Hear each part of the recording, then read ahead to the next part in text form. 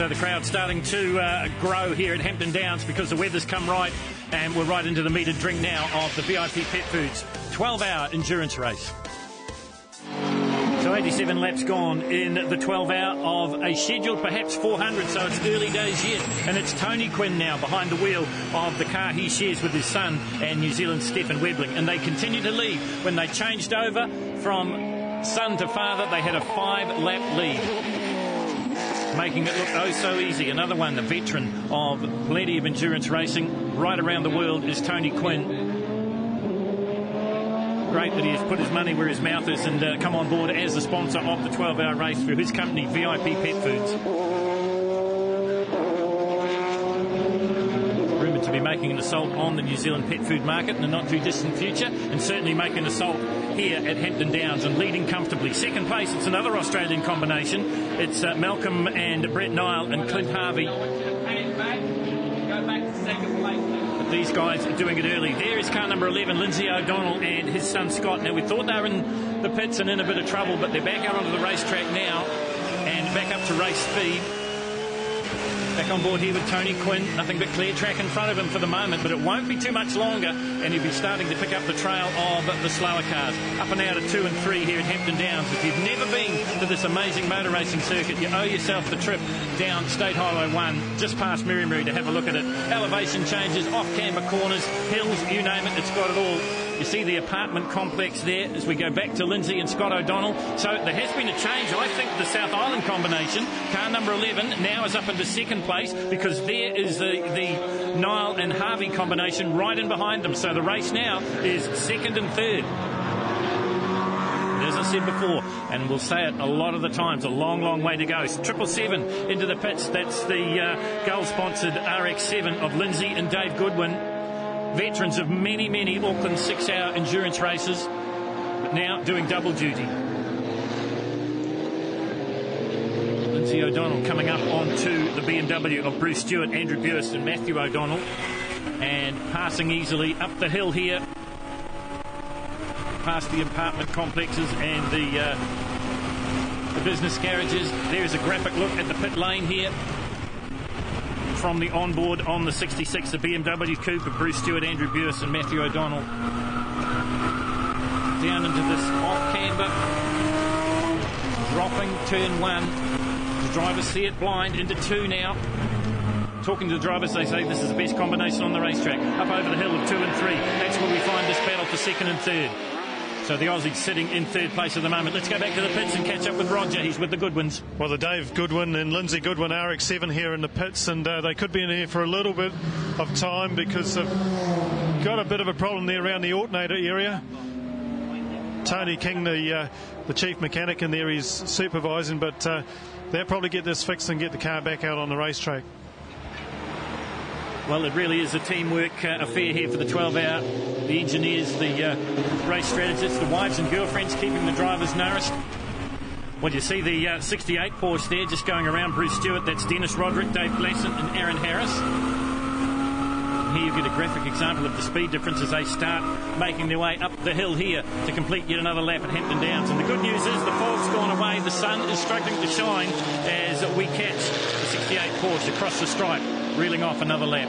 13 just being put a lap down. That's Ari Brooks and Robin Greenland. Here's the view from the BMW. Tyres protesting as they go through that off-camber turn number 1, and that's why some of these leading cars will be in tyre trouble before the end of this race. This is Trevor and Jared Parmenter, and if you've been around motorsport for a long, long time, you'll know the name Trevor Parmenter, because yes, it is that Parmenter, the one with the black Chevette and the Ashley Forest all those years ago, live on television, on TVNZ. Trevor Parmenter carved out a bit of a name for himself. Well, his son Jared is carving out a name for himself in one of these cars, but this is the 13. And this is Ari Brooks and Robin Greenland. Away they go, a scheduled stop for the RX-7. And as I said, Jared Parmenter racing RX-7s in the South Island with a huge amount of success. He teams with his dad here in the BMW at the VIP Pet Foods 12-hour endurance race. Well, plenty of laps left to go here at Hampton Downs as we catch up on one of the more interesting cars out there. This is car number 30. This is Sam Barry, AJ Lauder, Brad Lauder and Glenn Collinson in this purpose-built car for endurance racing. So the little Toyota putting up a pretty good account of itself here at Hampton Downs, currently running just outside the top 10. Pretty good when you consider that some of the supercars ahead of it probably cost 3 and 4 times the budget that these guys have got and have ever had. Glenn Collison, a veteran of endurance racing, started off in a Nissan Sentra many, many moons ago now.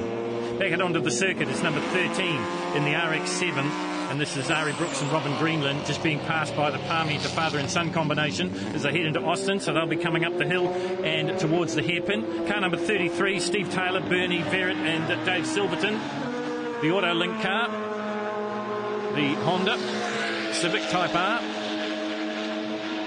Another car favoured by the endurance drivers just for the reliability factor more than anything else, because that is the secret to these things.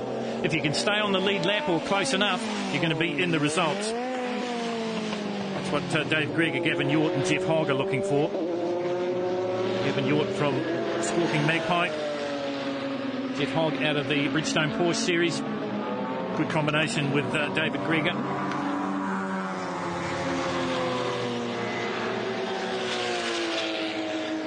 A lot of these cars would have been fitted with endurance size fuel tanks. As I mentioned before, with all the ups and downs in the off-camber corners, tyres become a bit of a problem here at Hampton Downs as well. So car number 38, one of the older Mitsubishi Evos of Aaron Ayres, goes past the Squawking Magpies number 6, past the position as they come up over the hill once again.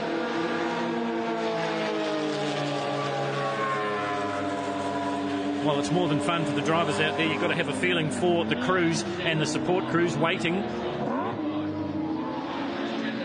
anticipating any problems that may come up. Well, these guys have had their problems. This is Phil Hood driving now the 67 car that he shares with Andre Heimgartner. They ran out of fuel. They had a suspect fuel gauge in the car. Into the pits is car 97. Rogers there. Richard, a lot of activity around the Evo. Yeah, it's been going well, but the last couple of laps it's just lost a bit of power and it's cracked the exhaust manifold on it. So yeah, so hopefully we can get it around the back there and get it welded and get back out there. But yeah, we're pretty happy with our lap times. We're going to our strategy about 1:19, 1:18. So yeah, very happy. I guess that's the disappointing thing with enduro races, because you do all the work out on the racetrack, and I see they just pushed it round there to weld it up, so you can waste a lot of time here in the pits. Oh, absolutely. We did the inaugural one here last year and had a few issues, but the whole thing is 12 hours, so you just got to keep it going, and it's worth doing it, you know. And those guys have to move it around the back because of the petrol and everything. We'll be back out there shortly, and the car's running well otherwise, so we'll be back out there shortly.